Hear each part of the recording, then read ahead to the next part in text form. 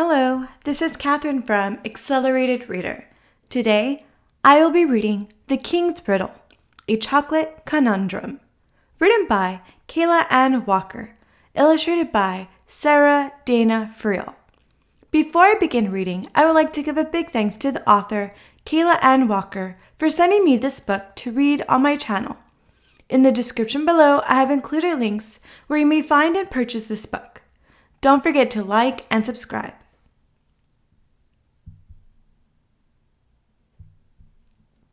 Once upon a time, it was the end for the king of the cocoa beans. After a full and delicious life, he was ready to join the pristine chocolate scene of a heaven fit for a king of cocoa beans. But who would take his place? Back then, most problems were solved with riddles, and this king, with a twinkle in his eye, was no different. He devised his own riddle to glean who would become the new king or queen of the very most scrumptious cocoa beans.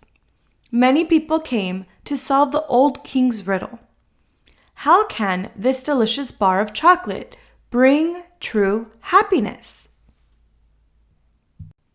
Sweet Aunt Sally came forward and took a moment to enjoy the aroma of chocolate.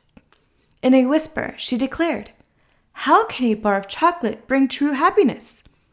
Simple. My parents never ate such a sweet, and neither do I. Curbing one's appetite and never indulging is the answer." With fear, the villagers studied the king's face. Could never indulging in chocolate bring happiness? The twinkle in his eye reassured them. A sourpuss slithered forward and took the bar of chocolate from his king. Without thinking half a second, he devoured the whole bar of chocolate. "You'd be wise to pick me. Your answer is easy. Eat it all yourself."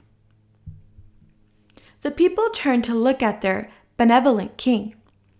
That was the answer, of course. A king should always eat all the chocolate. A jolly pair, Cookie and Chip, then humbly approached the king. Without thinking half a second, Chip took the precious bar of rich goodness, broke it in half, and gave the other half to his young at heart wife, Cookie. He said to the king in his soothing voice, "Every anniversary we share a bar of chocolate. This is the 50th one we have shared." A sweet as taffy couple came up next. They held the nummy bar of chocolate and without thinking half a second, broke the bar in thirds and gave a piece each to themselves and their adorable child. Then they snapped a picture of the whole scene for their followers to see. The answer, they said, is to take care of the children first. Putting a spouse first and taking care of children were both good things. But was it enough for the king? As more royal hopefuls came forward, the people still pondered the king's question. How can this delicious bar of chocolate bring true happiness?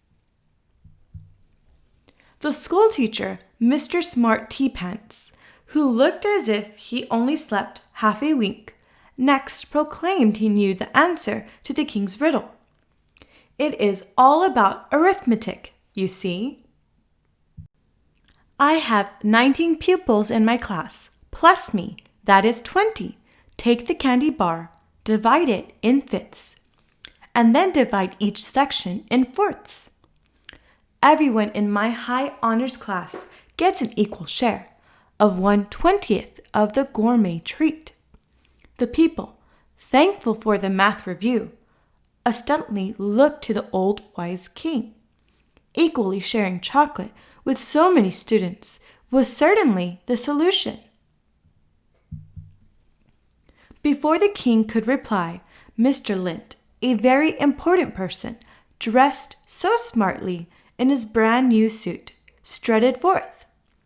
For 3.5 seconds, he debated, argued, and decided with his team that arithmetic can solve all our problems. My team and I will divide the morsel in two. I will eat half, and my team can divide the rest among themselves. Knowing he would win, the finely dressed fellow bellowed, "You have to share with those who are just like you." As the people and the king's twinkle faded, the wise king called for a recess, a break. The steward came forward with a new concoction for all to try: chocolate and ground up nuts.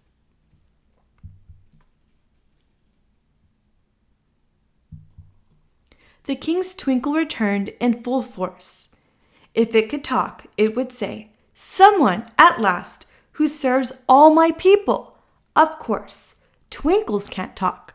They only sparkle.